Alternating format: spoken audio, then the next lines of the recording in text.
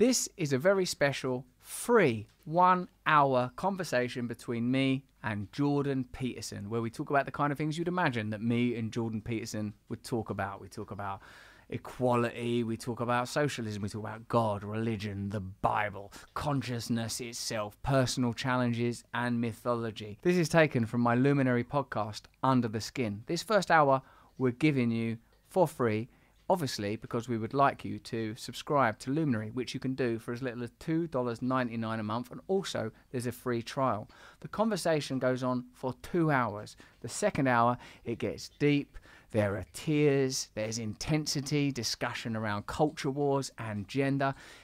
I really urge you, if you're into it, to go over and subscribe to Luminary at luminarypodcast.com. There's a week's free trial. It's good stuff. I also do a meditation podcast on there for no extra cost, and there's loads of content on there and loads of really, really good stuff. However, this hour, please just enjoy it for free. The link is obviously in the description, and you can have this podcast. I've got like 170 podcasts over there. I've spoken to people like Jonathan Haidt, Adam Curtis, Candice Owens, Vandana Shiva, Edward Snowden, Glenn Greenwald. Loads of amazing, intense conversations. If you like my YouTube content, the stuff over on Luminary, I think it's worth the small fee because it gets deeper there. It's contemplative. I try to really understand some of these ideas that are discussed in the videos, and I appreciate your subscription. If you can't afford it, you can't afford it. If you don't want to do it, don't do it. But if you can afford it and you're into it, crack on and give it a try. I consider it as like doing a course. Certainly having the conversations is like a course. And there's new podcasts every Saturday, and as I say, a new meditation every Wednesday. That's not to mention the other providers that are available on Luminary. I think you'll enjoy it. Also, why don't you judge yourself by watching this free 1 hour conversation with Jordan Peterson? And if you enjoy it, go over and subscribe and try the free 1 week trial. Thanks. All right. Apologies for the delay. It's no trouble at all. Trying to make sure that I'm completely here for this. As much completely here as I can be. You look completely there. You look very handsome. You look different from when I saw you just a couple of weeks ago. Yeah, well, the day we talked wasn't a very good day for me. Really? This is better, and I've had last 2 weeks have been markedly better. And so I was diagnosed with sleep apnea and severe sleep apnea. And so now I have a machine, and now I'm actually getting some sleep for the first time in who knows how long, 10 years you look maybe. Good. You look good. Are you all right to start? You all right for that to be used? Would you like this to be a clear in? We can go according to your requirements. I'm ready. Thanks, Jordan. It's so lovely to see you. Thanks for doing this. I'm looking forward to the conversation a lot. Well, you look like you're reawakening. I'm really interested in the sort of... I wonder if you have, given your studies of archetypes and archetypal narratives, how you feel about, of course, we've talked somewhat about your suffering, and I get the sense from speaking to both to you and Michaela that it's not something you want to sort of rehash and rehearse especially, and I certainly understand to as much as anyone can the kind of medical problems that you went through.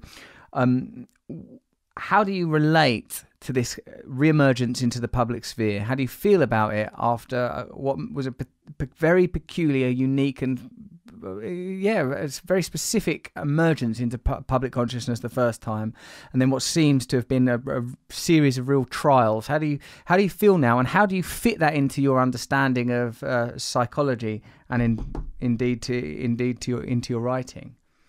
Well, I feel uncertain, grateful, afraid, and excited, sometimes all simultaneously, and I cycle through those. I was dancing with my wife a couple of days ago, and she said to me, I can't believe I'm alive. And I said, I can't believe I'm alive either. I can't believe we're both here. And it was because we hadn't danced together, I suppose, probably for 2 years. So it was a big deal. And we're both shell-shocked by what's happened and by the fact that maybe she's doing very well. She looks healthy. It's been 2 years now for her. And things seem to be turning around for me. I mean, I didn't think I was going to live. Yeah. Really? Oh, it was, and I don't mean once or twice. I meant for a whole year. It seemed impossible to me that I could survive. I was too sick to go on as far as I could tell, but I didn't die, which was a shock on a daily basis. And now, well, things are much better, have been getting much better over the last 4 months, you know, and then associated with that, I was very ill and immobilized because of that and in a tremendous amount of pain and anxiety. And then I also wasn't engaged in any activity. I mean, I did edit my book during all of this. That's the one thing I more or less hung on to, but I didn't have an occupation, and it wasn't obvious to me that I would ever have one again. I didn't know what would happen to my public reputation, say, if it was salvageable. I didn't know if I would ever be able to do any of the things that I had become accustomed to doing, because they were all complicated things. Like my clinical practice was very complex. Being a professor is complex. Doing podcasts and interviews is very complex. Lectures, it's all difficult. And if you're not healthy and at the top of your form, you probably shouldn't be doing it at all in some sense. And so it wasn't obvious to me how I could start that up again, or if I could, or how people would respond, or if I had any right to do it. And so I've been, you know, tentatively putting a foot forward, mostly with YouTube interviews and podcasts. And so far that seems to be working. And I started writing yesterday. I wrote for the first time in a year. I wrote 2 pages of original material, and that's a huge deal. And so today, when I was showering and trying to get myself upright, instead of being racked with pain, my mind would wander to what I was writing, and that was a real relief to be engaged in that creative enterprise again. And so it's all of that, and I'm shocked, and I still really don't know what is going to happen next. So we'll see. When we spoke on your daughter's podcast, on Michaela's podcast, which is on YouTube, you talked about gratitude, and now you're, you know, what I was interested to hear you describe your state as somewhat uncertain and fearful. In particular, because I feel that many of the people that have criticised you, and many of the people that adore you, are attracted to at least this perception of sort of strident certainty, ethical and moral certainty, intellectual rigor. Is there anything that you would alter about the kind of your position as a public figure prior to these series of crises? Do you see it as a sort of a necessary and sort of the kind of evolutions that narrative produces all the time, or would you say there's anything that you would now withdraw or reframe? Well, I would say that whatever transformations might be occurring with me, I would say have occurred in the realm of ideas. The new book that I've written, Beyond Order, is more communitarian. It's more liberal than the first book, technically speaking. It's also because it concentrates on the dangers of order rather than the dangers of chaos. And so that's a nice balance to the first book. And that was part of the plan, the vision from the beginning. You know, people who are concerned with an excess of chaos tend to be more conservative, and people who are concerned with an excess of order tend to be more liberal, all things considered. And I started with a book about chaos and concluded at least this 2-book series with a book on the dangers of order. But it's also, the second book is also more communitarian in nature. So I've stressed, for example, the importance of community and relationship in the maintenance of sanity. Like, we outsource the problem of maintaining our own sanity to the people around us, and then all we have to do is pay attention to their cues. But and some of that's derived from what's happened to me. I mean, what I've observed over the last 2 years has been an unbelievable outpouring of support for my wife and my family and me, with punctuated exceptions, obviously, but broadly speaking, my family has come through. my family and my wife's family have been so supportive of us. It exceeds any expectations I would have had to begin with. People went out of their way so much to come live with us for weeks at a time and take care of either her or me or both of us. And that was family and friends. And so I have a friend right now who walks with me every day. He's a friend from college. And, I have a really close friendship with him that's really been cemented hard again over the last 6 months. But he came to visit me in Russia. I had lots of people who went way out of their way. And it was life-saving for both of us.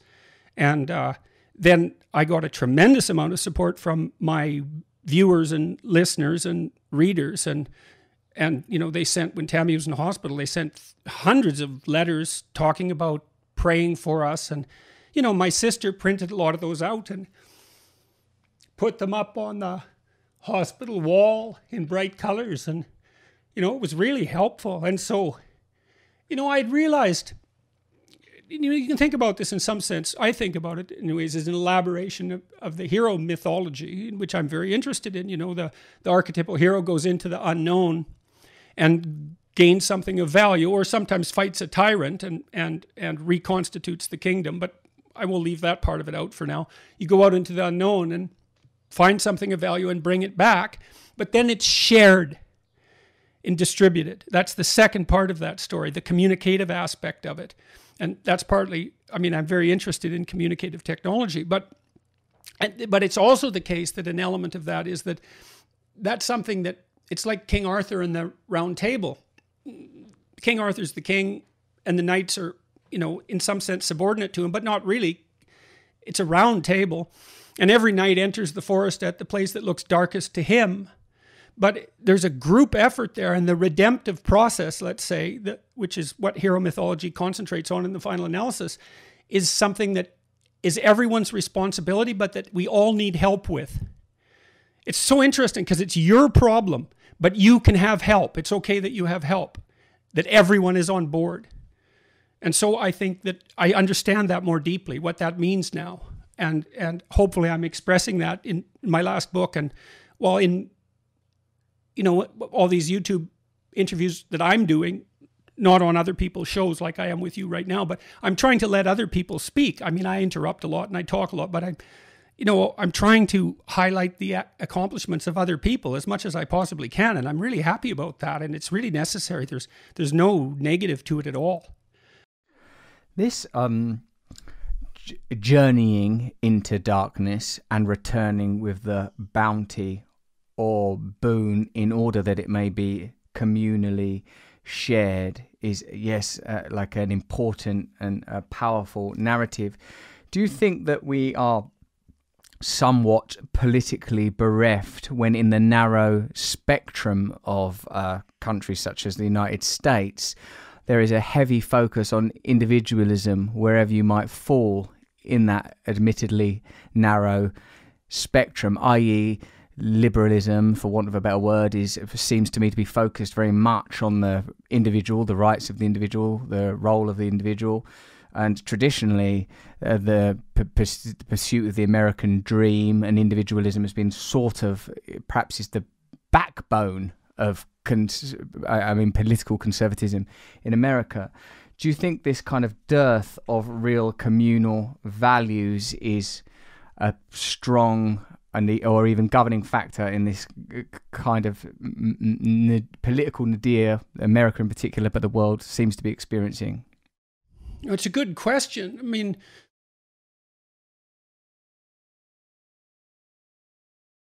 I do think in the West that if we go back to the fundamental hero mythology, the hero story, is that the romantic emphasis is often placed on the journey outward and the heroic encounter, and not so much on the return home and the distribution. And each of those are equally important. Clearly, if you find something valuable and then you can share it with other people, obviously that multiplies the value. And I do think that you're right, that the liberal message has emphasized the individual element of that and comparatively de-emphasized the other element. But I don't see anything really nefarious in that fundamentally. I think it isn't obvious that we know how to do that. I can give you an example, okay? So, well, I've been talking to people like Bjorn Lomborg and Matt Ridley and Michael Shermer and who else would fit in that category? Steven Pinker. These irrational optimist types, materialist atheists fundamentally, and that's not a criticism, Enlightenment types. And they keep hammering home the message that if you look at the data, Marian Tupy has written a beautiful coffee table book showing this. It's 10 trends that every educated person should be aware of, and then a bunch of micro trends. If you look at major economic trends globally, so many things are getting better so quickly, although still incrementally, that it's really, it's unparalleled in human history, and it's accelerating. But it isn't obvious how to make that romantic. And so it's a problem with storytelling to some degree. It's like, well, what do you say to if Black Lives Matter or Antifa or right-wing groups that have a conspiratorial element call to a romantic element in young people, they offer them an adventure, and that's really important. But an adventure, the adventure of incremental rational progress, isn't an adventure, right? It's almost the opposite of that. It's slow and incremental and diffuse, and it's hard to make that into an adventure. And so the communitarian element it's not easy to transform into a motivating message. And I mean, I was trying to do that to some degree in Beyond Order, trying to make that into a message that was of motivational significance. And that's really, you have to do that if because look, there's nothing that's not within our grasp now, Russell, as a species. We can do whatever we want. Now we have to figure out what we should do. And then we have to figure out how to communicate that in a way that's motivating to everyone, so everyone's on board. That's the problem that faces us.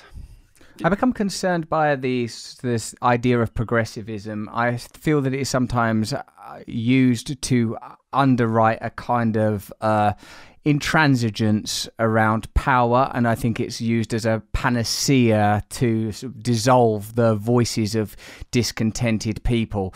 The idea of looking at, look, you can see that the average, 100 years ago, there was people that have had rickets in Victorian England. I feel that the challenge is that for me, what that does spiritually is it denies something that I can plainly see before my eyes, that big corporations and state power are collaborating in order to conserve power and to, I think people are becoming less and less able to exercise agency in ordinary life. I'm talking about countries like Anglophonic countries in particular. I think the pandemic has, whether most people would say necessarily, has brought about a lot of legislation that's not been through due democratic process. I feel that it allowed big tech to have more access to people's data, and I personally query the objectives of some of these almost insurmountably large corporations, particularly when they have governments that are quick to placate them and operate primarily in their service. You've put your finger on a fundamental problem. I mean, imagine, so for the incremental progressivists, they look at the average, right? The average. And if you look, for example, at the average number of calories that someone in sub-Saharan Africa has access to now, they have access to as many calories per day as the typical person in Portugal did in 1960. So it's a walloping transformation. They've passed satiety. So what will happen now is that the next problem on the consumption side that faces sub-Saharan Africans on average will be a rise in obesity.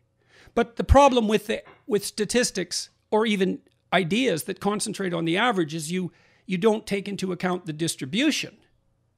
And so just because the average has improved massively doesn't mean that there's not problems of unequal distribution, severe problems of unequal distribution. So imagine we have these are existential problems though, in some sense.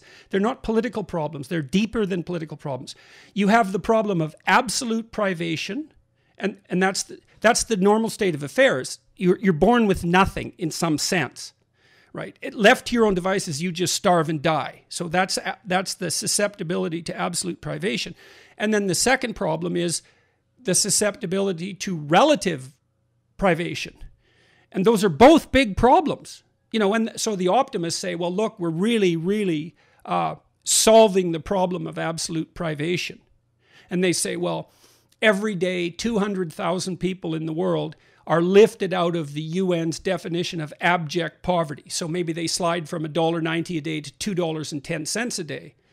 And that's to be celebrated, but then at the same time you can say, well, yeah, but they're still living on $2.10 a day. And both of those are right simultaneously. Like, it is something worth celebrating, but it's also, there's still the lingering problem of relative deprivation. And when you hear everybody rattling about inequality, that's why. And it's not like there's not a valid point there. I would also query those metrics somewhat in the lens through which we're regarding the problem is discounting, I think, a large part of what it is to be human. I just spent sort of an hour talking to Vandana Shiva, the Indian academic, ecologist, and she's a very powerful woman, incredibly anti-establishment, challenging the influence of Bill Gates, the patenting of seeds over there in India, the negative impact of big tech on their agricultural industry, and what she clearly regards as malfeasance and a deliberate disruption of the Indian way of life. And when I speak with somebody like that, I feel that kind of data, and I think I've spoken to some of the people you're talking about, Yuval Noah Harari, people I sort of admire and respect, who tell good stories. I feel that those stories are promoted because they can be used to underwrite the myth of progressivism,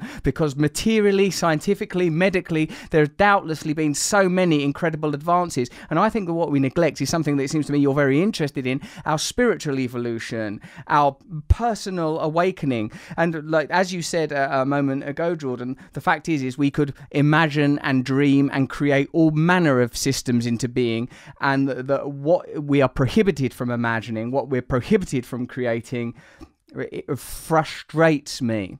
But both from... Okay, so we could think about that technically in some sense again. So now we could say there's three problems. There's an absolute privation problem. There's a relative privation problem, and now there's also the problem of rank ordering values. And I would say that's the spiritual problem. The spiritual problem is something like, well, what is most important and vital, and how do we know that that's what we're pursuing? And that's the fundamental religious question, which is, what is it that is of most value? What should orient, in the final analysis, what should orient us? So you see that expressed in stories like the Pinocchio story, for example, which I use consistently because, well, it's a work of genius, and millions of people have watched it and found it compelling, and so it's a cultural phenomenon, so it's worthy of inquiry. But so Geppetto orients himself to a star, and so he's properly oriented, right? He lifts his eyes above the horizon to something glittering and bright in the darkness. He's properly oriented, and that's why he can raise Pinocchio to be something other than a puppet. Right? He can raise him up to be a fully developed human being. It's a religious issue. And the question is, well, what is the star that should guide us? And, well, that's something we have to talk about an awful lot. I mean, I'm interested in hero mythology primarily because the stories we tell one another and have told one another from time immemorial constitute our attempts to orient ourselves properly in life towards whatever the highest value might be. And it's part of an ongoing discussion that the whole human race participates in, that's part of the process by which we identify and rank order and communally celebrate, let's say, and pursue our values. And it's of crucial importance to do that ritually and dramatically and also explicitly and philosophically. So, and it's also a problem. It is a problem when I've talked to Bjorn Lomborg and Matt Ridley and Marian Tupy, for that matter, about their work. I mean, one of the things, they're perfectly aware of this, that there's something lacking in the story of progress against absolute deprivation. It's not enough. That's part of what makes it lack its compelling nature, apart from the criticism that you raised, which is, well, what about relative privation, which is a perfectly relevant criticism. But you have to have both of those. Like, just because there's still relative poverty doesn't mean that victory over absolute poverty isn't worth celebrating. It certainly is. No. So, okay, so we have to orient ourselves spiritually. Absolutely. I agree with that. There's no doubt about that. My sense is that this, vanquishing of absolute poverty is an inadvertent side effect of different objectives that are to do with the conservation and perpetuation of the abiding machinery of commerce, capitalism, and consumerism. Maybe an inadvertent consequence. Like, for example, don't you sometimes when you think of slavery and the abolition of slavery, that slavery was maintained for as long as possible. Then there comes a point where it's like, oh God, we can't get away with slavery anymore, but we will rescind our right to have slaves, but we will keep an economic class primarily made up of people, in, say, the case of the United States of America, made up from that same kind of background, that these kind of, and like that can then be rightly labeled progress, but in terms of a kind of an epiphany, a cultural and social epiphany. Now, I know this is difficult, Jordan, because I suppose I'm suggesting there are universals, that there is an absolute North Star that we can all refer to, but isn't any religious man making that claim that there is I think it's too one-sided, Russell, because, I mean, there's no doubt that corruption exists and that hierarchies can degenerate into power structures and become tyrannical and counterproductive. But that's what happens when they degenerate. That isn't how a properly functioning human hierarchy works. And they're not very stable if they degenerate in that manner. Let me give you an example. You can tell me what you think about this.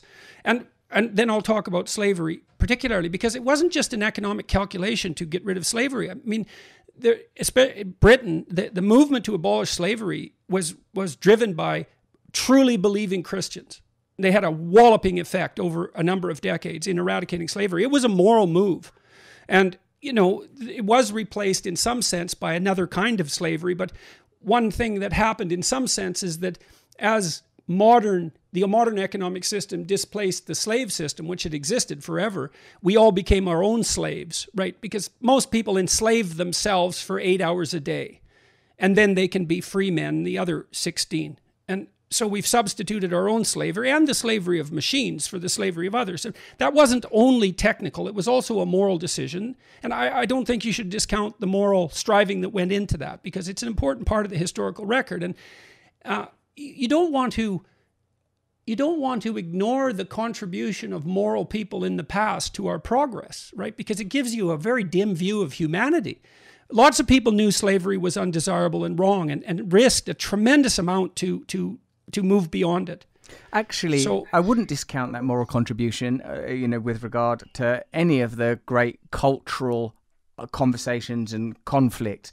But what I feel is that the, inverted commas, the system is most adept at absorbing what is required and repackaging. For example, when when British colonisation of India ended, we sort of soon see the establishment of economic entities that are enable a continuum of comparable relationships. So ordinary life for many people in that region doesn't significantly improve. I feel that most power that is conceded under the condition that it doesn't affect the interests of the powerful significantly, that there is a rarefied strata of society which is, I would say, somewhat immobile, although I suppose we could argue that the emergence of the barons that have replaced oil and steel barons in the sort of tech world, that is different. There's some sort of fluidity. There is, I'm not arguing against that. But what I'm saying is that if we have a goal, and I'm not talking about old, like Marxism, socialism, the left in those terms. I'm actually talking about, I'm not talking about the realization of God's kingdom on earth. Like, when you talk about in a personal way, Jordan, the idea that there may be someone that would look benevolently upon you if they knew that you were living your life trying to be beautiful.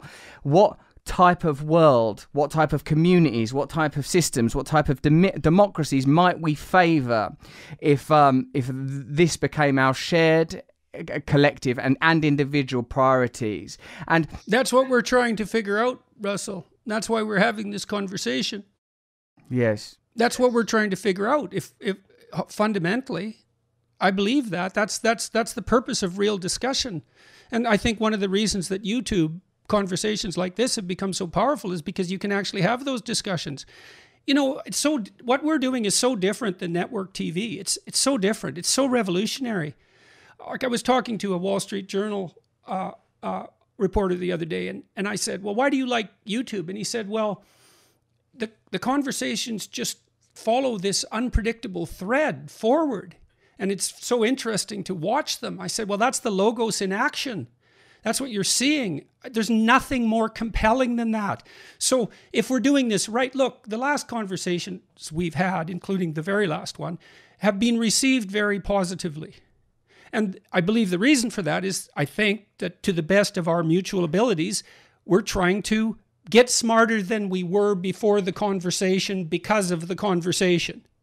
Yes. And people respond extremely positively to that. And isn't that wonderful that that's the case? And so we are trying to figure this out. And I would also say, don't assume malevolence where ignorance is sufficient. You know, when you look at how a large system operates, you don't want to forget that part of the reason it's not doing so well is because people actually don't know how to do it better. It's not the only reason. Malevolence exists, for sure. But, you know, and then what do? Well, you try to dispel the ignorance, your own ignorance. What you and I are trying to do right now, hopefully, is to dispel our own ignorance and to share that process with the people who are watching and listening. I believe that the reason that you had such a profound impact in your sort of roaring campaign through identity politics, through maleness, is because, to me at least, it seemed as an observer, it's underwritten by years of clinical practice, a deep understanding of Jung, and you were genuinely orating on conquering unconscious territories, of awakening out of the unconsciousness. And like when you say that now, you know, don't assume malevolence when ignorance will suffice. You know, they know not what they do. Most people are unconscious. Our systems are unconscious. But for me, there is a reason that mainstream media prohibits and precludes certain types of discourse, favors other types of discourse, and this for me is because there is. Well, let's take it apart for a minute. Let's take it apart, because we'll start with the ignorance before malevolence issue, and so we'll look for non-moral reasons first, and then go to moral reasons. And I think that's a safe approach, because you don't cast stones any more than necessary that way. Well, there are massive technological differences between YouTube and network TV, despite the fact that they're both video. The first is there's no bandwidth restriction. Bandwidth is now free. You and I can talk for as long as we want, and essentially no one has to pay for it except with their attention.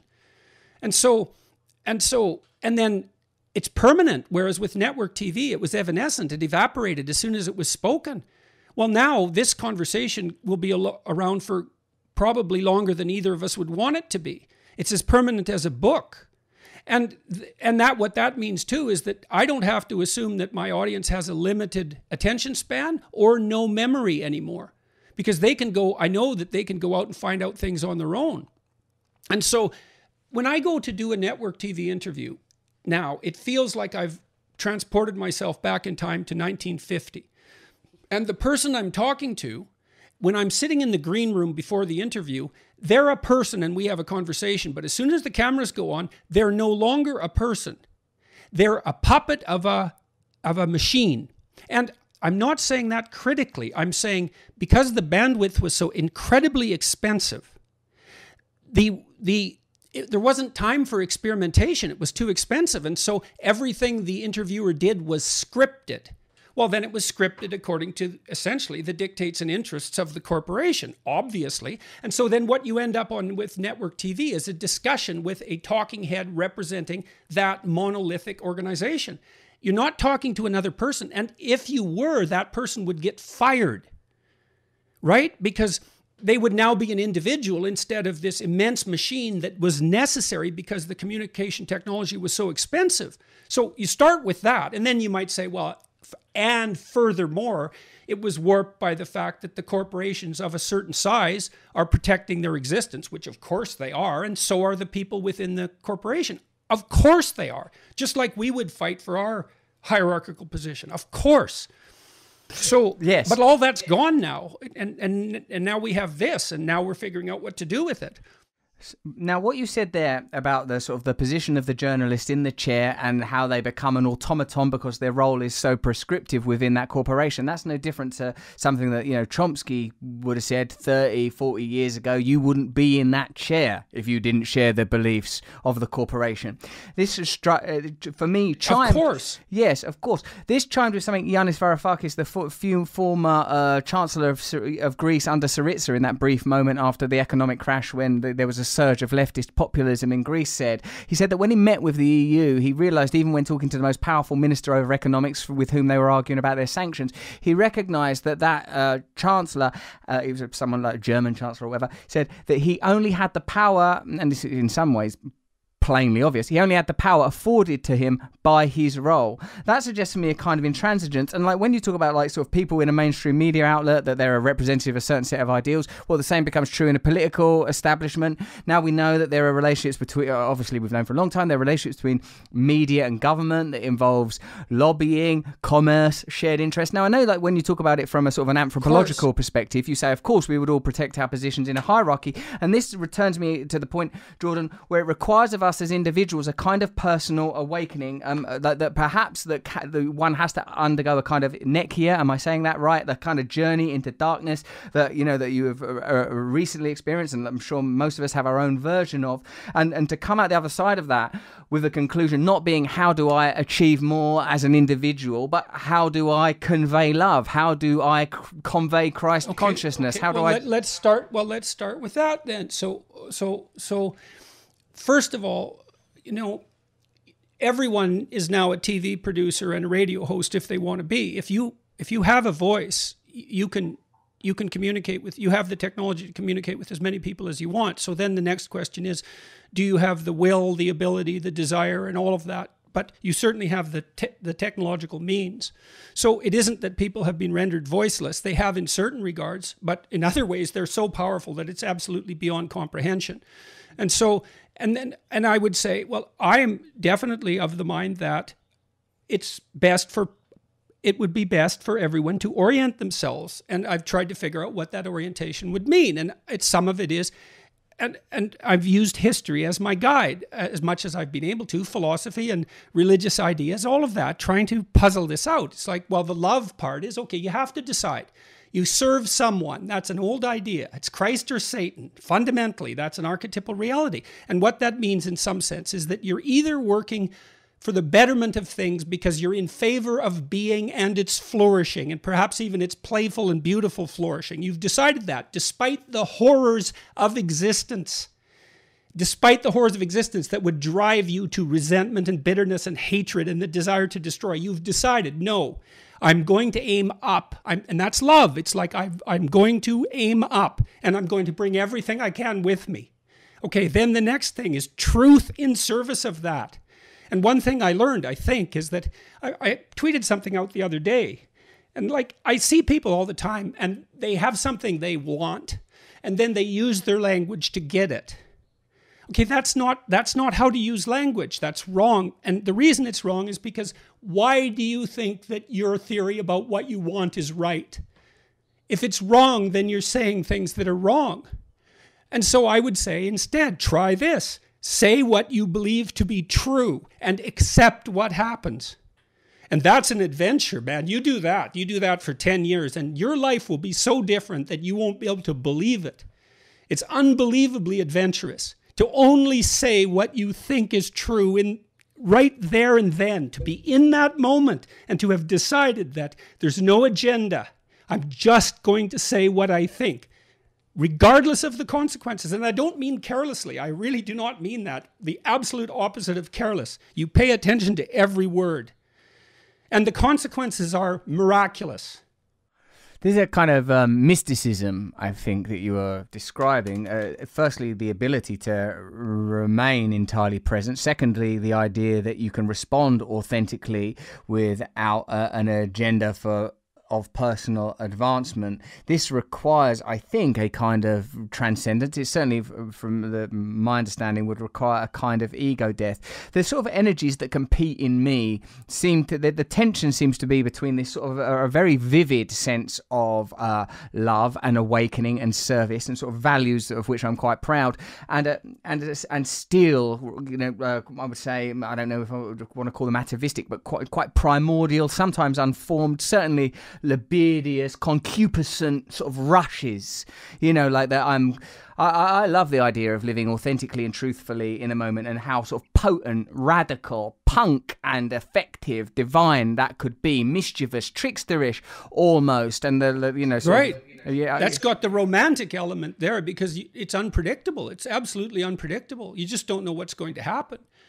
You know, but if you like, let's say you have faith. Let's say you have faith. So let's figure out here what we mean by faith. So we're going to say, I have faith that if I act out the proposition that being should flourish and I should aid that, I'm going to risk my life on that proposition. That's going to orient me. I could be wrong, but that's going to be the direction of my life. And then I'm going to tell the truth in service of that. Well, the faith then is the acting out of that, is the actual uttering of the words, and the willingness to observe what emerges as a consequence. And you think, well, do you believe that love and truth prevails? Do you believe that? Oh, if you believe it, act it out. Well, then you act it out, and it's very unpredictable, and you do have to watch for the emergence of these counter positions that you describe. You believe it, so you act it out, and you observe what happens, and you accept that as regardless of the consequences, in some sense, by presuming to begin with that if it emerges as a consequence of the actions of love and truth, then it is by definition good, regardless of what you think at that moment. I mean, because you have to put your faith somewhere, right? Like, because you don't know everything. You're stuck with it. So do you have a better theory than that? I can't find a better theory than that. No, like the requirement for faith is pretty clear. The limitations, the limits of our capacity for knowledge, the limitations of the senses, the abiding mystery. These seem to be perennial. They don't seem like they're going to be surmounted anytime soon. I recognise that. I am drawn to ask you, like when you went into this terrible crisis of health with yourself and Tammy, your wife, and it was all consumed by this great suffering, you disappear into this, you know, from the external perspective for several years. And like, during this time, there's this incredible ongoing cultural war sort of peaking out that again sort of dissolves into you know, the end of Trump's presidency and the emergence of Joe Biden, and this kind of global pandemic. The world shifts seminally during this period. How do you feel that? How do you adjust to that? Having been through what you've been through personally, which we've touched upon and we've talked about previously. How do you feel about what's changed culturally? How do you line these ideas up now? Well, I would say I'm still puzzling that out to some degree, and like everyone, partly because I'm faced with, as we all are, with this unbelievable technological revolution. I mean, I think, that's such a complicated question. I'm doing more of what I was doing before, I suppose. I still believe that, at least insofar as I'm concerned, that there isn't anything better than I can be doing than continuing to encourage people. And that's how I see my role, is that, you know, I'm trying to, let me tell you a story, okay? I'll just a quick story. And this happens to me on a regular basis, but this happened today. I was sitting on Bloor Street, which is a main street in Toronto, and this kid came up. He's about 20, and he said, I don't want to disturb you, but I watched your biblical lectures a few years ago, and they really helped me. And he was going to walk on, and I said, what's your name? And I always ask people, because as soon as you get their name, then you're in a conversation. They know that you want to talk. It's an open invitation. And I do want to talk because I want to find out, okay, I helped this kid, apparently. How? Exactly. What worked? Because then maybe I can do it again, right? So he said, well, it made me rethink my religious belief, and now I'm going to church. And I said, okay, like, are you going every week? He said, I know you don't go to church, or you're not a practicing Christian. And I said, do you go to church? He said, yes, but it's online right now. I said, well, what do you do there? And he goes to the services, and then he has this group of 20-year-olds, and they talk to each other and try to orient themselves properly. And I thought, well, that seems good. That seems like a good thing. So, and he said that, I said, well, what else did you learn that was helpful? And he's going to law school. And he said, well, I learned to stop comparing myself to other people and berating myself for what I didn't have. And I learned how to reward myself for making incremental improvements. And I thought, so he's comparing himself to who he was yesterday, which is dead on. It's like, there's no envy in that, man. And that's a game you can win. And it's an improving game, and anyone can play it. And so I thought, that's great, because now you know how to reward yourself. And so he's in law school in his second year. He said he's going to be a corporate lawyer in New York. So he has this massive opportunity, because that's an immense opportunity. And he's trying to figure out how to integrate his legal education in the corporate world with his profound emergent morality. And I think, yes, great, man. You hear a story like that, it's like, well, that keeps you going no matter what. Like, more of that, right? More of that. You can't get too much of that. And then I can tell people, you want to look for something meaningful. You're not going to find anything more meaningful, more deeper than trying to orient yourself towards the highest good, trying to tell the truth, and trying to further other people's development. It's so rewarding that it's too much. That's the problem with it. It's too much. And part of, I think, why I've been sick is because of that, too much. Partly from observing how much lack of encouragement there has been for people, and how many people are starving spiritually and psychologically because of that. I saw that on such a massive scale, but also to just see the consequences of having that addressed to the limited degree I've been able to address it. Like, it happens all the time. I had this guy. It's so strange. This guy, walked by this guy the other day on Blur again, and he was kind of a street-looking guy, kind of rough, and bent over, about 45, 50, but looking older than that. And he had a mask on, and he wasn't looking so good. And he took his mask off, and he came over to me. I had no idea and he said, I love you. I thought, Jesus. My friend was walking with me, the guy told me about, and we walked away. I said, what do you make of that? And he just shook his head. He said, you sure have a lot of people, men coming up on the street saying that they love you. It's like, it's a hell of a thing, Russell.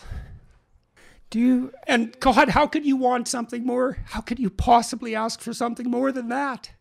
How could anything that was narrowly selfish, let's say, in the sort of grasping capitalist mode, to use the cynical left-wing caricature, and it's not like there's never truth in that, but we're all grasping, that's for sure.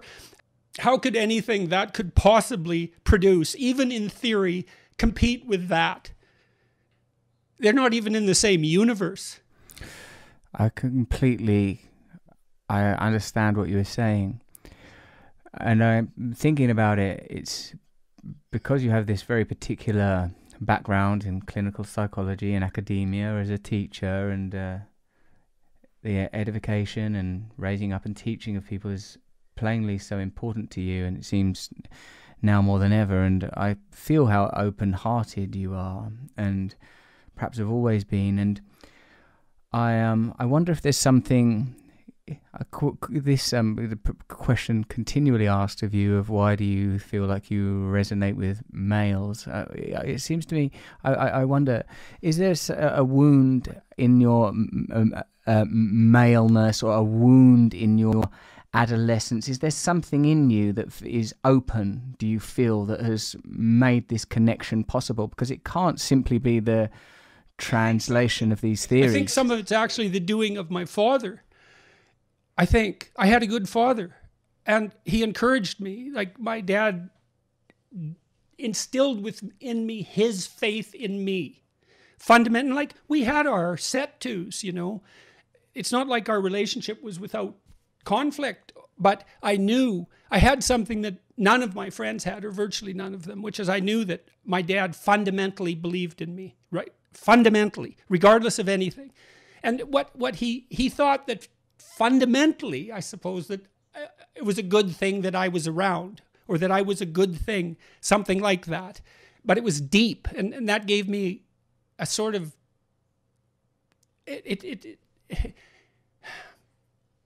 confidence, I suppose, or faith. Both of those, I suppose. He encouraged me. I had that encouragement. And I think, so you asked me a specific question. I'm encouraging young men. Why? Because I think, I believe this. It's like, God only knows what you could do. And we need it. Like you're a good example. I mean, look at you. Christ, you're unbelievably creative. You're so smart. You jump from idea to idea. You're very charismatic, you know, and you have this immense talent, and that led you into wastelands of all sorts, you know, because you didn't know how to control it, or, you know, you weren't oriented properly. God only knows why. But you're trying to gather that all up and to figure out what to do with it. It's like, great. Who knows what piece of the puzzle you would contribute if you got your act together and contributed everything you can. And I mean, it's clear that you're trying to figure that out. Otherwise, people wouldn't be responding to you. It's so many of the comments were, you know, my opinion of Russell was, you know, neutral or negative or whatever. But I watched this, and like, he's really doing his best, obviously. And that really impressed me.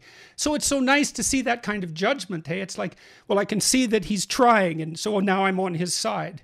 And so it looks like you can kind of trust people to respond positively to that. And that's so nice, isn't it? That's actually the case. That is. You can let yourself out. Yes. I can begin to, I get the idea that sort of, again, looking at it as best as I can interpret from a Jungian perspective, that some of these unformed primordial forces that found expression in some ways that were unhealthy for me and probably for others are now aligning. They're becoming sort of, I don't want to use the word colonized because it has so many negative connotations, but activated towards positivity. Integrated. Yeah, because you don't want to suppress them or repress them. You want to bring them on board.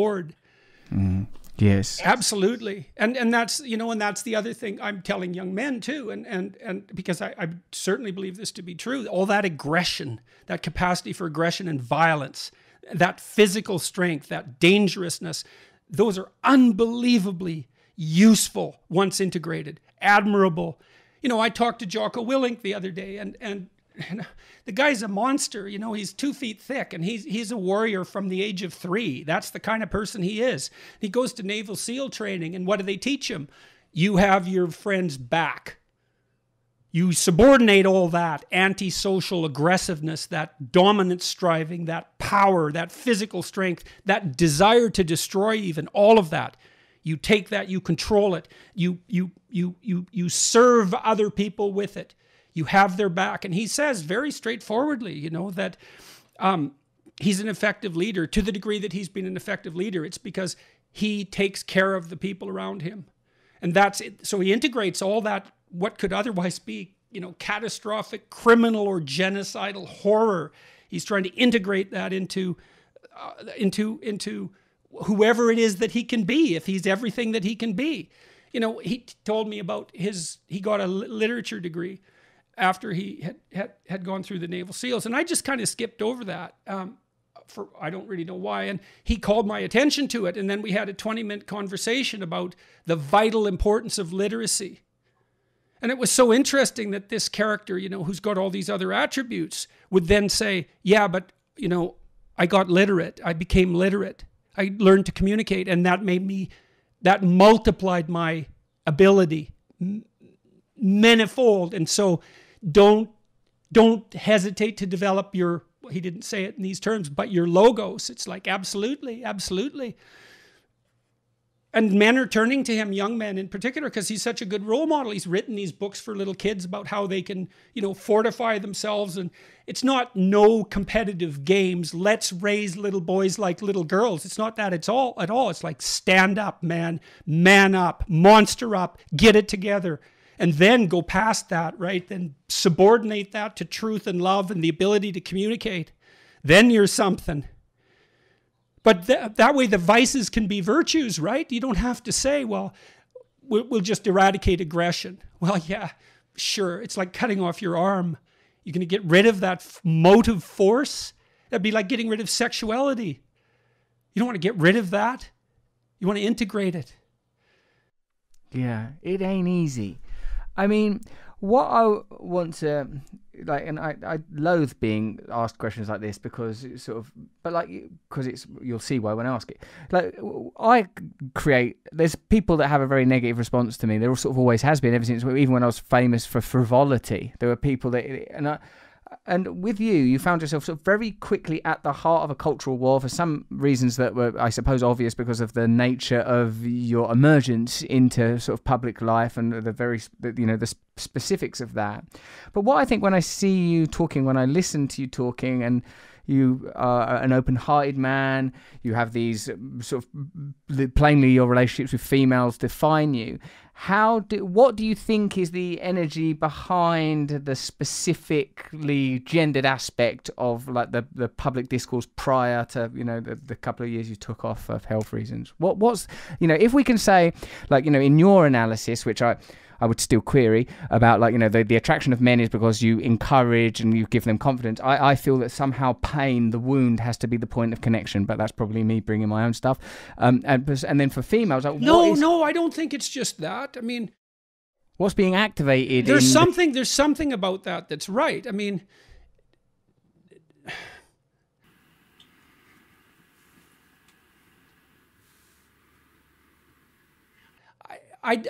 well, that's a good question. It's not like I understand why the people that I'm talking to are disaffected. The men I'm talking to are disaffected. I understand that. That's the shared pain, I suppose. I understand why they're doubtful and about putting forward their best. I'm not contemptuous of that even. I see that it's a deep wound in a sense, and no wonder. And it is something that we all share, but you can just admit that and then figure out what to do about it. That's the next thing. Despite all that, you say, yes, really, that's the case. Despite the patriarchal tyranny, despite the malevolence of our ancestors, despite the Holocaust, despite the catastrophe of human history and, the inadequacy of your own ability and the blackness of your heart, it's like, none of that's justification for not moving forward properly. So then what do you feel like, and it's a question I ask again of myself, it must be interesting, I imagine, for someone to be literally an analyst and then be the subject of so much cultural attention that is, polarizing. So we've sort of discussed a little what we you feel that is that that speaks so deeply to men, and I'm getting a clearer idea of it.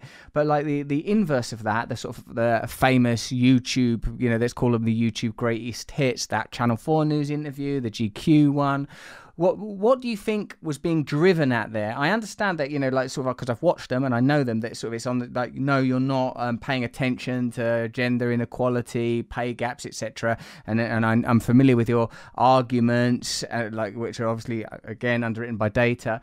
But what do you think is the emotion, the feeling? Why is it? Why this academic at this point in history? Why? Well, I would say, some of it's okay. So some of it is that females are rising up to challenge the patriarchy. They are doing that, and they're more powerful than they ever were. Like, women have always pushed and tested men. Well, why? Well, I hope you enjoyed that conversation with me and Jordan Peterson. I enjoyed it. I always enjoy talking to him. I think he's fantastic. If you want to listen to the second hour, go over now and have your free trial on Luminary. There's loads of fantastic content on there. It's $2.99 a month in most territories. I hope you enjoy it. Please let me know in the comments. And as I say, I'll provide you with as much free content as I can, but there is some things I have to earn money doing. And Luminary is a good outfit with a lot of good content. And what else are you going to do with $2.99? Purchase half an ice cream? I don't know. It's up to you. Thanks.